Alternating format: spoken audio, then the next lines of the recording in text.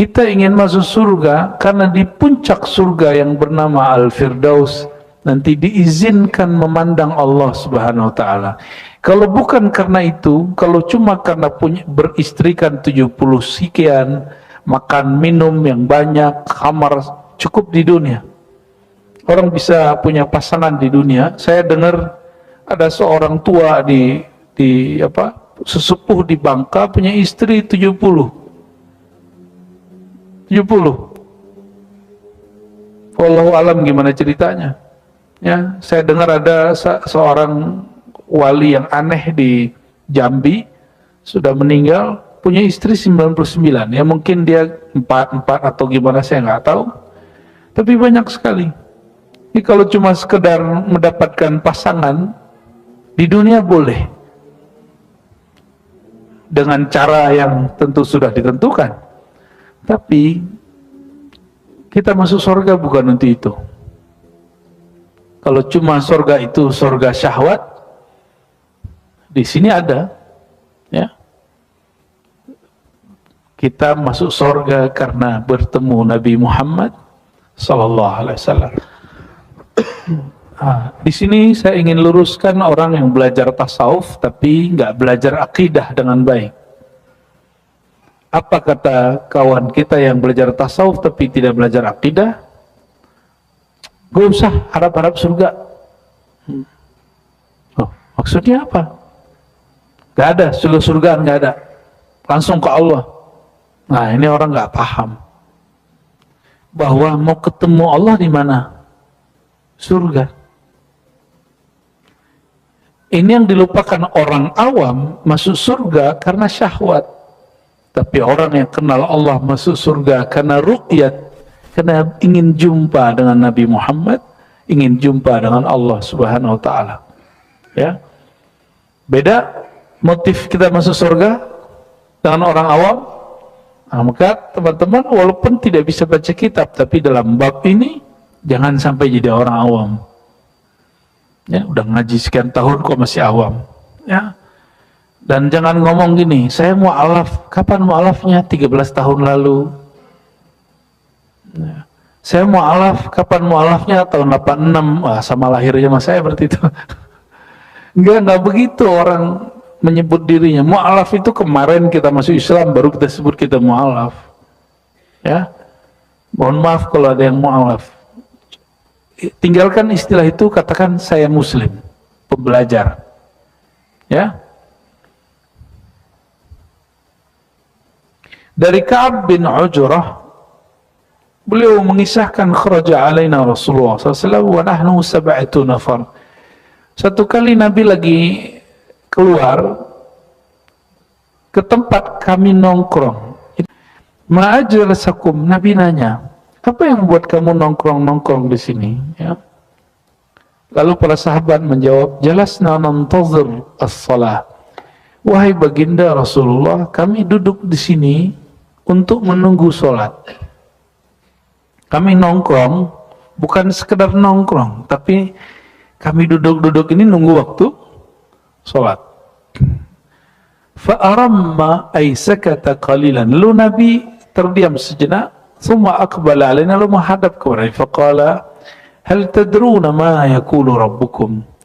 Ternyata Nabi keluar dari kamarnya sekedar menemui sahabat karena mendengar Allah berkalam. Apa yang didengar oleh Nabi Muhammad SAW, ya? Ya. Nabi nanya dulu, kamu tahu nggak Allah berbicara apa tentang kamu? Lalu kami jawab, la, fa inna rabbakum yaqul, Allah berkalam, man shalla salata li waqtiha wa hafaza 'alaiha wa lam yudayyi'ha istighfafan bihaqqiha falau 'alaihi ahadun an udkhilahul jannah. Siapa yang menunaikan salat dan menjaga waktunya tepat waktu, falahu 'alaihi ahadun, maka dia telah mengambil janjiku, dia pasti masuk surga. Sudah begitu belum sama salat? Belum ya? Berarti belum tahu salat itu ngapain. Salat tuh taunya cuma niat, takbir, Fatihah sampai ujungnya Assalamualaikum. Itu ngapain itu? Orang sholat itu ngapain? Niat, takbir, Fatihah, itu ngapain namanya? Baca-baca ya, baca hafalannya. Hafalannya dikit juga paling kuliah kulhu, alakumutakatsur, alam nasyrah. Enggak juga kita setoran hafalan. Ngapain sholat itu? Apa yang dilakukan seseorang di dalam sholatnya? Maka kita loncat sedikit ya, di halaman 63 bagian bawah, anna salata silatul abdi bi rabbih tarfa'ul hujuba bainal musalli wa baina rabbih azza wa jalla. Salat itu silat. Kata silat diambil dari ini. Yang bikin silat kan kiai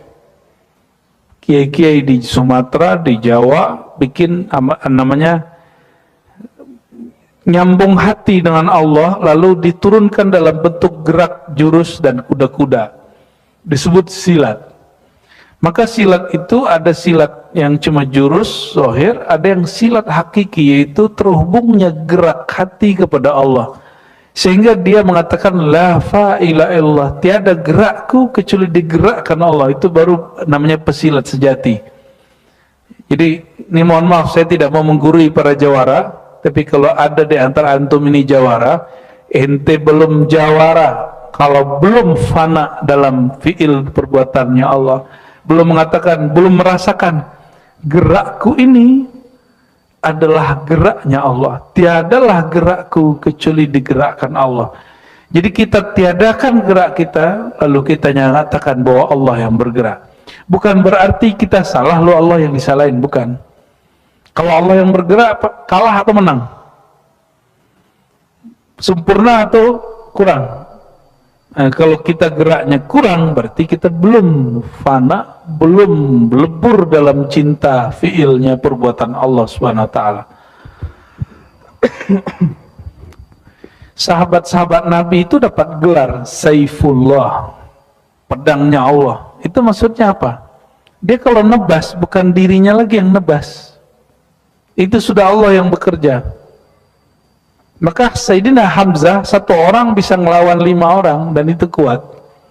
Antum kuat nggak? Satu orang lawan 5, dan itu kalah semua. Itu Sayyidina Hamzah, ya. Maka disebut di sini as-salat, anna-salat fiha silatul abdi bi rabbih. Salat itu adalah silat. Silat artinya penghubung antara si hamba dengan Tuhannya, ya, antara kekasih dengan yang dikasihinya.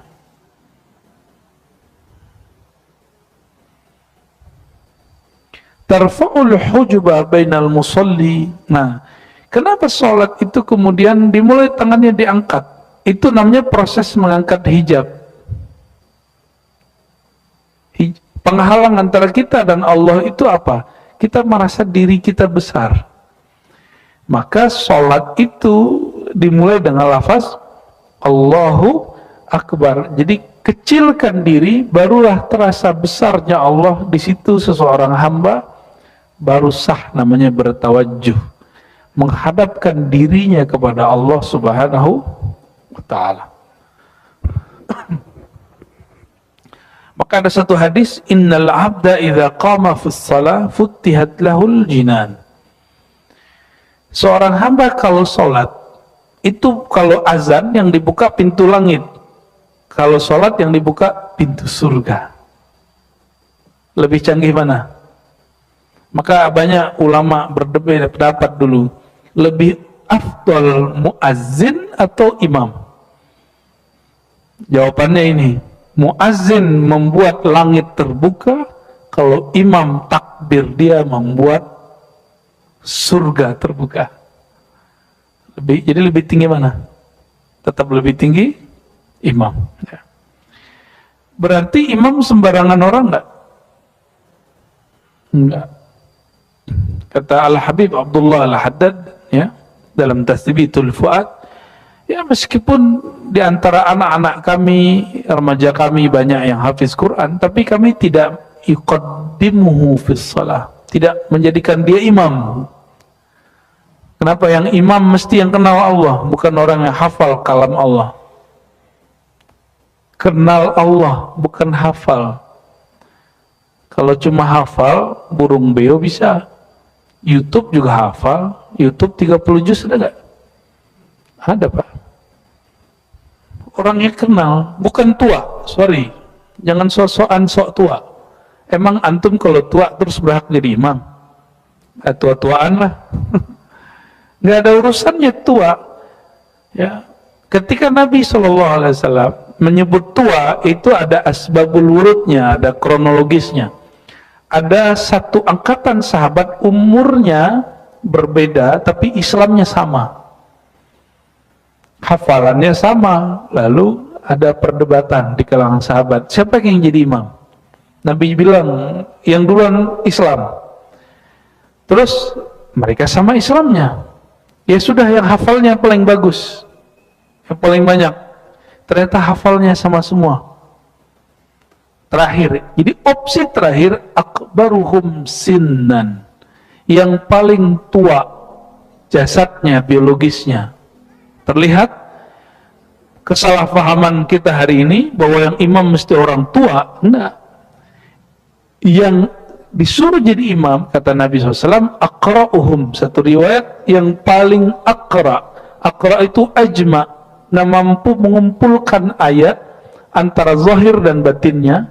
Dan yang kedua, a'lamuhum bi kitabillah, begitu riwayatnya, yaitu yang paling mengenal ayat-ayat Allah, hukum-hukum Allah. Berarti yang jadi imam itu orang yang tua kealimannya, bukan yang tua hafalan dan jasadnya, bukan. Ya, jadi mohon maaf, kebanyakan kita masih terjebak dengan pemahaman tua-tua. Ya, akhirnya banyak masjid yang imamin orang tua yang tidak pernah belajar tajwid. Betul nggak? Baca Fatihahnya salah, gimana yang lain mau benar? Baca Fatihahnya udah salah.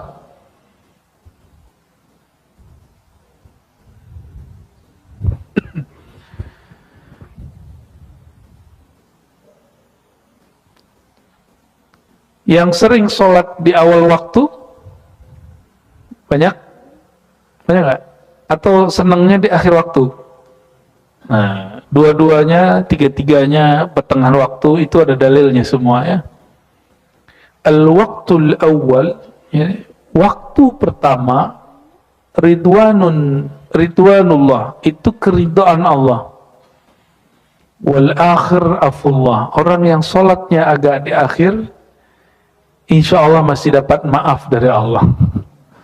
Ya, pilih mana? Dapat ridho atau maaf? Beda nggak? Orang yang diridhoi, mau dia apa dikasih.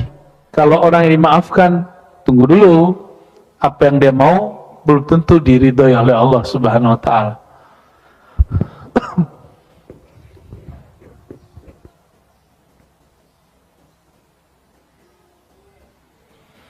Ternyata Allah itu yang maha sempurna tetap saja memamerkan sholatnya seorang hamba kepada malaikat di langit. Ya, ada satu riwayat di sini, masih halaman 63, ya. Dari Sayyidina Abu Hurairah radhiyallahu ta'ala anhu, Nabi sallallahu alaihi wasallam bersabda, "Yata'aqabuna fikum", bergantian kepada kamu para malaikat, yaitu malaikatun bil-lail wala malaikatun bin-nahar, yaitu malaikat siang dan malam. Itu malaikat yang datang tadi malam, itu dia naik ke atas, dan ke atas lamanya 500 tahun. Jadi dia nggak turun-turun lagi tuh. Makanya subuh tadi disebut masyhuda. Ya. Bacaan subuh tadi itu disaksikan. Siapa yang menyaksikan? Para malaikat yang perjalanannya 500 tahun turun, nunggu kita sehari, lalu 500 tahun naik.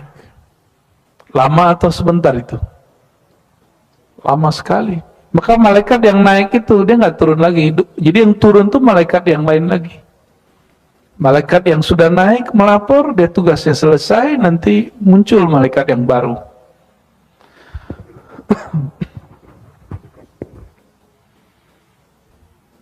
Kalau anak manusia, jadi ada bayi lahir, itu setan lahir, Pak. Tapi tenang, Allah ciptakan juga di saat yang sama malaikat. Bahkan tidak hanya itu lahir jasad. Kelahiran kolbu, kelahiran batiniah sang diri itu lahir kembali, itu Allah ciptakan malaikat rahmat di situ. Yang tak terhingga jumlahnya, ya. Yajtami'una fi salati subhi wa salati al-asr. Kapan malaikat muta'aqibah yang shift pagi sore itu mereka berkumpul? Jadi mereka yang mau balik itu baliknya sore, yang sudah datang nyampainya asar. Jadi waktu asar nanti dan waktu subuh. Jadi subuh itu ada yang turun juga, ada yang naik.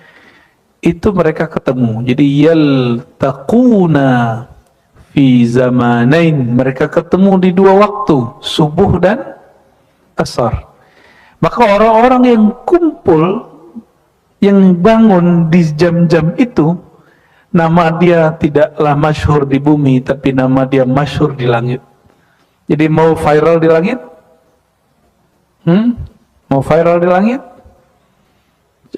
Hidupkan subuh dan asar, ya. Yang paling berat itu asar, bukan subuh. Asar itu masa kita capek pulang kerja. Kalau subuh kita seger, bangun tidur seger, ya.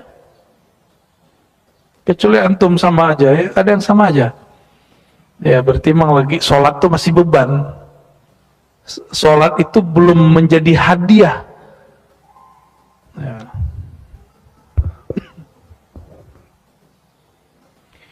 Summa ya'ruju alladhi batu fikum fayas'aluhum rabbuhum wa huwa a'lamu bihim. Ketika ada yang naik, nah ini malaikat tadi nih malam kan naik subuh. Ketika sampai di hadirat Allah, jadi Allah itu bukan bertempat di langit, tapi Allah itu punya satu si makhligai untuk malaikat disebut hadiratul malakut. Hadiratul malakut itu tempat para malaikat bersemayam di langit. Di situ Allah bertanya, wahai para malaikatku, dalam keadaan apa hambaku engkau tinggalkan? Kira-kira antum tadi dijawabnya gimana tuh? Salat subuh ya? Alhamdulillah. Bahkan malaikat lanjut, setelah mereka subuh, ya Allah, malaikat taklim, membicarakan engkau, membaca ayat-ayat engkau, ya. Taraknahum wa hum yusallun wa atainahum wa hum yusallun. Kami tinggalkan mereka, mereka salat, dan kami datang kepada mereka, mereka salat. Jadi sore kami datang, mereka salat. Kami tinggalkan mereka subuh, mereka lagi salat. Atau sebaliknya, sore kami datang, ya Allah, mereka main handphone. Pagi kami tinggalkan, mereka juga masih main handphone. Gitukah? Kira-kira Allah begitu dengar gimana tuh?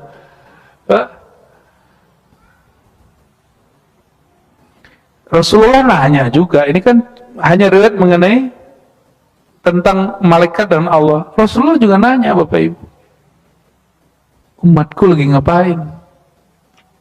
Nanti malaikat bilang, wahai Rasulullah, ini aku malaikat sayyarah, tugasku menyampaikan salam umatmu.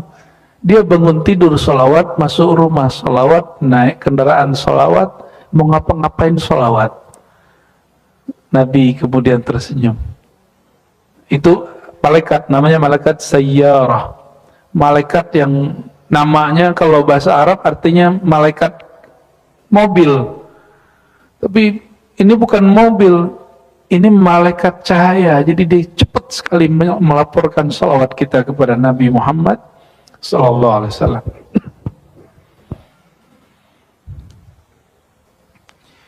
Bapak saudara saudariku yang bukan Allah, kalau kita kerja di satu institusi, kita punya atasan, senang nggak cari perhatian atasan? Ya, ingin berbuat, lalu program yang berhasil itu dianggap sebagai keberhasilan kita, benar nggak? Betul? Ya, yang pernah kerja lah, atau ini pada pengangguran semua, atau pada ngantuk semua ini. Kita ingin cari perhatian orang di atas kita. Nggak usah jauh-jauh anak kecil, anak-anak. Dia mau bikin sesuatu, dia ingin nunjukin loh ke orang tuanya. Mah gitu, nunjukin kan? Nah, si bapak ibunya sibuk nonton sama main handphone. Rasanya nggak asik ketika nggak diperhatikan. Tapi ternyata Allah Maha memperhatikan. Dan ini, Allah itu selalu nanya, padahal wa huwa a'lam. Sedangkan dia maha tahu.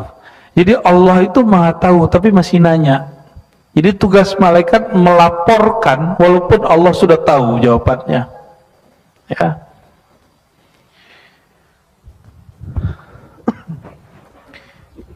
Ketika kita sholat,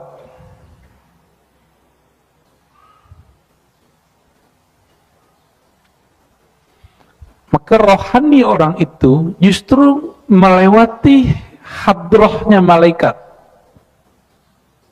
namanya hadratu rabbil arbab, hadirat Allah. Nah, ini coba kita baca ya. Wa min dzalika, dan di antara rahasia salat itu, kekhususan salat umat Nabi Muhammad SAW, fiha al-iqtirabu min hadrati rabbil arbab. Ini perhatikan, melihat sesuatu dengan dekat dengan sesuatu itu beda nggak? Melihat, mungkin Bapak Ibu senang seorang artis atau tokoh politik misalnya, melihat dia dengan mendekat kepadanya beda nggak? Beda? Ya. Itu kenapa kita kalau ketemu guru kita, orang-orang yang kita suka, artis yang kita idolakan, kita nggak hanya pengen lihat dia. Setelah melihat, kita ingin abadikan dengan berfoto. Bid'ah zaman now, ya, yang tidak pernah ada di zaman Rasulullah SAW. Ya, sahabat ada nggak begitu? Ya Rasulullah, nggak ada ya. Para sahabat menyimpan capture fotonya di kolbunya, disimpannya di kolbunya, disimpan di dalam khayalnya. Maka kemanapun Sayyidina Abu Hurairah memandang, yang dia pertama lihat itu nur Nabi Muhammad SAW. Itu Abu Hurairah. Dia mau makan, mau minum, yang terbayang Nabi dulu. Dia teringat gimana cara Nabi makan. Gitu. Nah, Sayyidina Abu Hurairah ya, meriwayatkan bahwa Rasulullah SAW bersabda, ini hadis riwayat Imam Muslim, aqrabu ma yakunul abdu min rabbih azza wajal wa huwa sajidun. Aqrabu ma yakunul abdu bi rabbih azza wajalla wa huwa sajidun. Sedekat-dekat hamba kepada Allah itu dia di dalam sholat, dan sholat itu ada lagi yang lebih dekat, yaitu sujudnya. Maka ada ayat di surah Al-Alaq ayat 19, ujung Iqra ujungnya apa? Wasjud waqtarib. Dulu Nabi awal-awal baca ayat ini sujud sajadah, tapi belakangan tidak diamalkan oleh para imam, kecuali 1-2 imam. Wasjud, sujudlah kamu, waqtarib. Nah, kalau saya menerjemahkan bukan mendekatlah, sujudlah kamu, niscaya kamu didekatkan kepadaku. Gitu. Dan lagi-lagi Bapak Ibu, Kenapa sujud itu terdekat? Seandainya Allah itu di langit, di aras, maka orang yang di gunung lebih dekat daripada kita. Jadi yang tinggal di apartemen lantai 30 itu lebih dekat kepada Allah. Betul nggak? Itu perkataan Ibnu Taimiyah yang paling aneh, yang digelari Syekhul Islam mengatakan itu. Maka ulama di zamannya kemudian menyidang beliau, lalu jawabannya nggak memuaskan, akhirnya masuk penjara. Apa kata Ibnu Taimiyah? Orang yang sholat di atas gunung itu lebih dekat kepada Allah daripada yang sholat di bawah gunung. Itu ada pada kitabnya. Aneh ya tuh? Berarti dia terjebak kepada Allah materi. Allah itu bertempat di suatu tempat, berarah. Ya, semoga Allah mengampuni Ibnu Taimiyah dan mengampuni pengikut-pengikutnya. Gak usah kemudian kita bilang, oh mereka gak Islam, enggak. Mereka keliru dalam menginterpretasikan ayat-ayat tentang istawa, tentang Allah bersemayam. Tapi kalau Bapak Ibu ketemu saya 2018, 19, oh itu jadi bahan olok-olokan kita itu. Ya. Hari gini Allah di langit, nah itu gitu jadinya ya. Kalau sekarang kita nggak begitu, kita malah mikir, ya Allah, sampai segitunya kekeliruan menafsirkan ayat itu berefek kepada seorang yang namanya Imam Ibnu Taimiyah. Selevel Ibnu Taimiyah bisa terjebak kepada mematerikan Allah, apalagi pengikutnya. Maka jalan keluarnya bukan untuk buat debat terbuka dengan Wahabi, enggak. Jalan keluarnya kita memohon ampun untuk diri kita dan untuk mereka. Jangan-jangan selama ini kita bermuamalah dengan mereka tidak benar juga. Ya, meskipun depan masjid itu Habib sudah ada tulisan Masjid Ahlus Sunnah wal Jamaah, tapi bukan berarti Wahabi nggak boleh sholat di sini toh. Syiah nggak, bukan, nggak. Tetap boleh sholat. Ini hanya menyebutkan manhaj masjid ini apa, gitu. Dan itu keberanian yang mesti ada di banyak masjid. Karena banyak masjid di Jakarta sudah hilang, Banyuwannya masih ada. Bangunannya masih bagus, masjidnya udah hilang, paham nggak? Masjidnya dicolong, Pak. Fa'aktsir doa, karena posisi paling dekat hamba dengan Allah itu sujud. Jadi kalau sujud jangan cepat-cepat. Fa'aktsiru ad-doa, banyak-banyaklah menyeru Allah, memanggil Allah. Terutama kalau sholat sendiri. Kalau jadi imam nggak usah juga lama-lama, ya nanti jamaahnya pingsan. Ya kalau lama-lama kepala di bawah bisa pingsan ya, karena darahnya ke bawah semua toh. Ya, darah ini mesti ngalir ke otak, tapi nggak boleh berlebihan. Ya, kecuali mau jadi atlet, kepalanya di bawah, kakinya di atas. Baik. Wa inna makana fi sujud qurbun khas lima fihi min mahdhi dhullil ubudiyah li maqami izzatir rububiyah. Kenapa sujud itu paling dekat? Karena di saat itu si hamba menghinakan dirinya sehina-hinanya, meniadakan dirinya setiada-tiadanya. Disitulah dia merasakan Allah itu eksis dan ada. Karena yang mampu merasakan Allah itu Allah juga. Maka jika kita tidak meniadakan diri, maka nur rububiyah Allah itu tidak Allah berikan kepada kita, sehingga kita tidak dapat merasakan nur ilahiyahnya. Nah ini coba lihat, yang merasakan nur ilahiyah Allah siapa? Nur rububiyah Allah yang dititipkan kepada kita. Nah gimana caranya? Nolkan dirimu, rendahkan dirimu di hadapannya, baru engkau diberikan rasa itu. Itu sebabnya semua zikir setelah syahadat pembukaannya istighfar. Karena istighfar itu menghinakan diri dan pengakuan dosa di hadapan Allah Subhanahu wa ta'ala. Di dalam Islam tidak ada pengakuan dosa kepada ustadz. Ya. Tidak ada namanya pengakuan dosa kepada kiai. Meskipun di agama lain ada, itu urusan mereka. Di kita pengakuan dosa hanya kepada Allah Subhanahu wa ta'ala.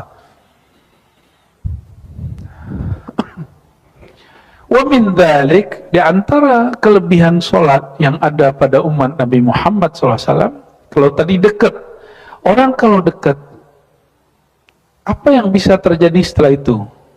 Bukan selfie, bukan foto. Apa yang terjadi kalau orang dekat? Bisa menyapa. Tidak hanya menyapa, bisa berdialog. Bisa berdialog, kalau sudah dekat bisa berdialog.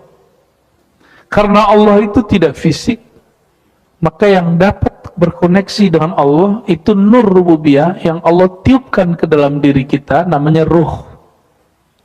Tapi ruh itu bukan Tuhan. Ruh itu dia pengejawantahan sifat-sifat Allah yang ada pada ruh. Makanya janin itu nggak bisa melihat sampai ruh ditiup. Berarti ruh ini itu yang melihat. Orang meninggal, mata masih ada nggak? Kenapa dia nggak bisa lihat? Karena ruhnya sudah dicabut. Jadi sebenarnya yang melihat bukan mata ini, bukan telinga ini. Jadi walaupun secara fisik Bapak Ibu tubuh ini yang datang, tapi yang menyuruh datang bukan tubuh ini. Yang lagi dengar bukan telinga itu yang sedang mendengar ruh. Itulah sir rububiyahnya Allah. Tapi ingat, ini akidah Ahlussunnah yang menjadi panduan orang bertasawuf. Tapi banyak orang lupa di sini. Kekeliruan dalam belajar ilmu hakikat, ya, keracunan hakikat namanya. Ada satu ungkapan, ana sirullah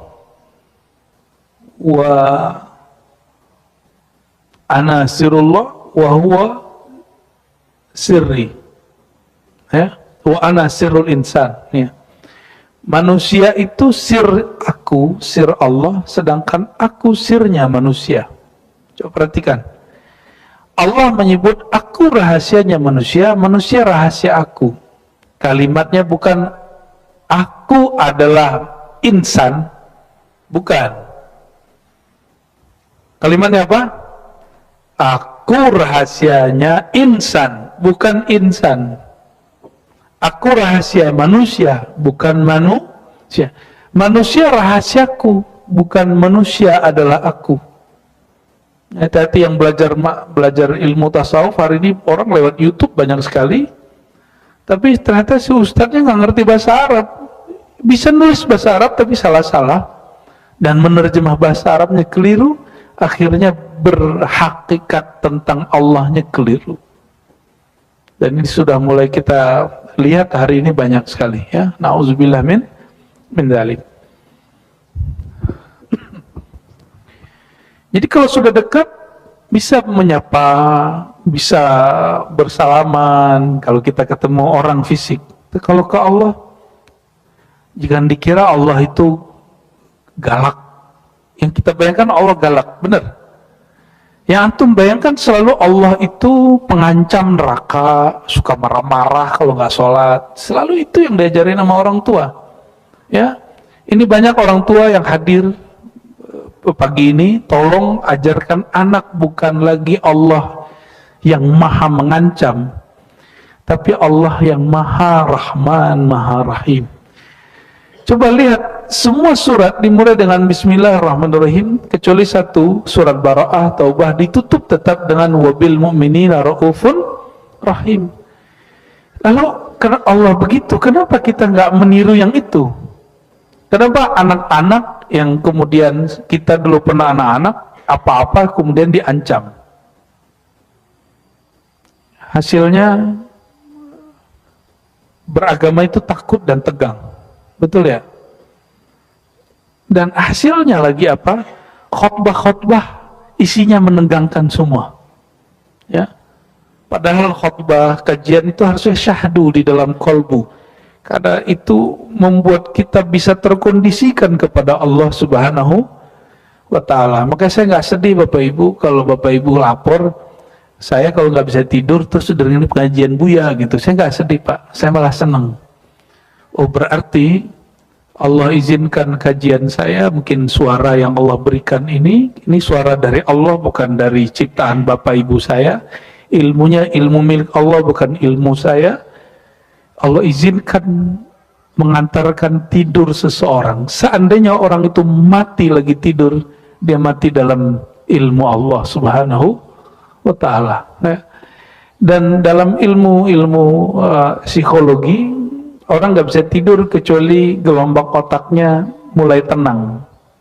Semoga Allah jadikan suara ini menenangkan ya. Tapi jangan tidur di depan saya.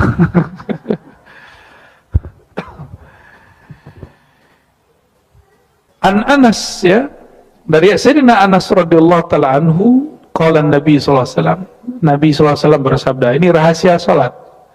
Innal mu'mina idza kana fi shalah, orang beriman itu kalau salat, fa innama yunaji rabbah, dia sedang berbisik-bisik manja dengan Allah.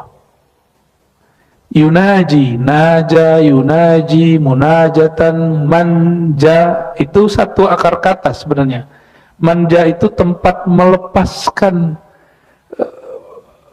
beban-beban hati. Itu namanya bermanja-manja. Itu bukan bahasa Melayu, itu bahasa Arab. Ya, naja. Maka bermunajat dikembalikan ke bahasa asalnya, itu berbisik-bisik mesra dengan Allah SWT. Tapi kebanyakan kita memahami munajat itu cuma minta-minta. Saya lagi butuh, saya minta. Saya lagi perlu, saya minta. Jadi kita ke Allah itu cuma sebatas perlu. Di luar keperluan itu kita gak datang ke Allah dan gak bermanja-manja kepada Allah. Saya mau tanya Bapak Ibu, ibu-ibu khusus, punya pasangan itu hanya sekedar mohon maaf, hubungan seksual, nafkah, duit, atau juga pengen dibersamai, ditemenin makan, ditemenin ngobrol, itu enggak? Bener? Atau sekedar pengen dapat suami yang menafkahi? Matre namanya. Atau hanya sekedar biologis? Itu namanya budak syahwat. Bukan, saya yakin itu perlu semua, tapi ada yang lebih perlu, yaitu teman hidup. Betul nggak? Ya.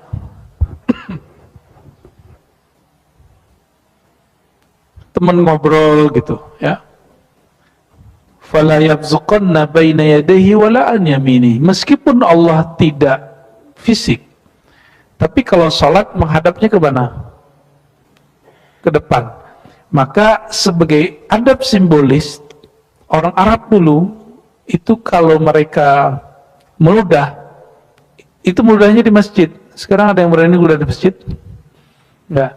Mereka meludah di masjid, mereka meludah ke depan, tuh, gitu. Jadi Nabi itu sering kerja bakti sekedar bersihin ludah Arab Badui di tembok masjid. Itu kerja Nabi itu. Tiap hari ngecek, berarti ada Arab Badui nih di saf pertama gitu. Yang nggak berani Arab Badui duduk cuma di belakang imam langsung. Orang udah tahu itu bab Abu Bakar, bab Umar, bab Utsman, bab Ali. Gak ada yang berani duduk di situ. Ya, kecuali mereka sakit. Jadi kalau Sayyidina Ali nggak datang sholat langsung ketahuan. Ya, maka suatu kali Sayyidina Ali nggak datang. Ditanya, Aina Ali? Mana mantuku? Ali. Masa mantu Rasulullah nggak sholat berjamaah di masjid? Apa jawaban sahabat? Ya Rasulullah, ishtaka aina, matanya sakit. Langsung Nabi jenguk. Nabi nggak marah-marah, ya. Nabi nggak bilang neraka ente, gitu. Nggak pantas ente jadi mantu aneh, nggak begitu. Nabi malah apa? Nabi salami, Nabi tanya. Orang sakit tuh pengen ditanya. Jadi salah satu cara Allah berkalam kepada si hambanya itu lewat ada orang yang menjenguknya. Nah, ada satu hadis riwayat Imam Muslim. Apa kata Allah Ta'ala, hadis Qudsi? Ya abdi, wahai hambaku, maritu falam ta'udni. Aku sakit, kenapa engkau tidak jenguk? Nanyalah si hamba, ya Allah, engkau kan Tuhan, tidak mungkin sakit. Apa jawaban Allah Ta'ala? Maridu abdi falam ta'udhu, hambaku sakit, kenapa engkau tidak jenguk? Jadi menjenguk si hamba yang sakit itu menumbuhkan ada perasaan empati, nggak hanya simpati. Betul nggak? Kasihan nggak kalau orang sakit? Di saat kasihan, itulah saat kita sedang mengekspresikan Rahman Rahimnya Allah SWT. Law'udtahu lawajadtani indahu, wahai hamba, jika engkau menjenguk hambaku yang sakit itu, engkau sedang menjengukku.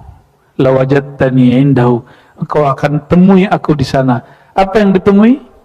Rahman Rahimnya Allah SWT. Jangan GR terus ngomong gini, saya ini kalau dapat ilham tentang orang mati, pasti mati. Bangga dia. Ya, emang kamu siapa? Ya, saya mau tanya nih Bapak Ibu yang asik dengan ilham-ilham sampah itu, ya, mohon maaf. Orang itu mati karena kita dapat ilham atau karena Allah menakdirkan dia mati? Nih, 02 menang nih. Ya, itu karena ada wali mengatakan, saya dapat ilham, Siano menang. Siano menang itu karena ilham si wali atau karena kehendak Allah? Kita sering kejebak, sering takjub. Ini yang disebut muhlikat, yang membuat seorang hamba itu amalnya binasa, dirinya binasa, ketika dia yu'jib, ya, dia takjub kepada dirinya, amalnya, ilmunya. Jadi nggak boleh Bapak Ibu. Yang boleh itu menceritakan nikmat Allah karena dia dari Allah, bukan karena itu ada pada kita. Ya. Ini bagian terakhir barangkali, ya. Jadi ketika kita sholat, batuk, Bapak kalau batuk tutup tangannya, karena kita sedang menghadap ke Allah, ya. Batuk ke bawah, karena kalau ke kiri ada orang juga, ya, benar nggak? Nah, dalam hadis ini menarik, sebelah kananmu malaikat, sebelah kirimu syaitan atau jin.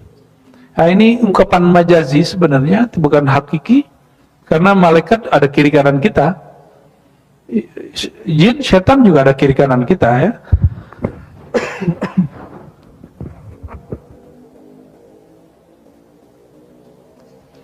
Nah, sebagai penutupnya apa?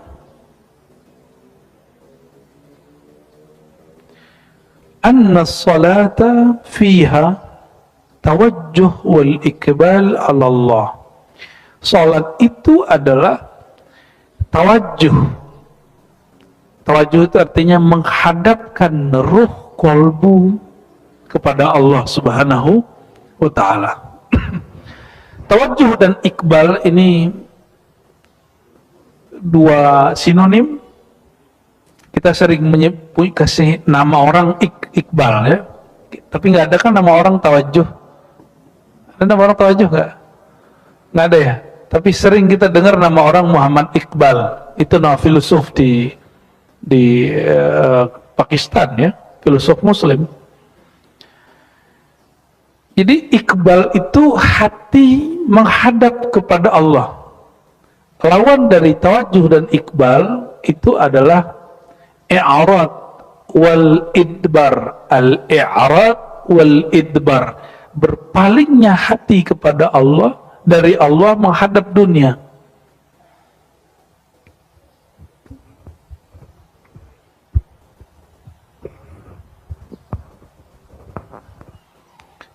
Oleh karenanya, ini asrar daripada baca doa iftitah yang ada kalimat wajjahtu. Wajjahtu itu betul-betul membuat seseorang kolbunya berhadap kepada yang membolak-balik kolbu, ya. Nah, Sayyidina Ibnu Umar mengatakan, Nabi SAW bersabda, "Idza kana ahadukum yusalli fala yabsuq qibala wajhi, fa inna Allah qibla wajhi idza shalla." Jika kalian sholat, jangan meludah ke depan arah wajahnya. Fa inna Allah, perhatikan ini, Sesungguhnya Allah qibala wajhihi, di arah tatapan wajahnya, idza shalla, jika dia salat. Berarti kalau orang salat, hadapan wajah dia langsung nurullah ada di situ. Tapi kalau dia selesai salat, nurullahnya kemudian tidak lagi disebut simbolnya di depan. Oke? Wajahnya, fa innallaha qibala wajhihi. Maka yang dapat menatap wajah Allah itu juga hanya wajah Allah. Karena kullu man 'alaiha fan, semuanya binasa kecuali hanya wajah Allah, yang Dzul Jalali wal Ikram, yang maha perkasa. Maka binasakan wajah kita, hinakan wajah kita, baru di saat itu Allah menunjukkan kemuliaan wajahnya. Gitu caranya. Jadi bagaimana cara menghadapkan wajah kita kepada Allah? Hinakan wajah ini di hadapannya, maka Allah akan muliakan wajah kita. Ya, barangkali itu Bapak Ibu beberapa kelebihan sholat. Nanti masih banyak lagi, termasuk tadi yang saya tanyakan, emang sholat ngapain sih? Ya, kok baca-baca Fatihah itu ngapain? Apa sebenarnya yang ada di Fatihah? Insya Allah di pengajian ba'da Ramadan, insya Allah nanti kita bahas lanjutan kitab ini. Jadi ini sekaligus tawakufan, dan seandainya umur kita masih panjang, semoga masih dipanjangkan Allah dalam kebaikan, kita lanjutkan ba'da Aid insya Allah. Jika tidak, ya semoga Allah ridha dan kita saling melepas memaafkan, ya.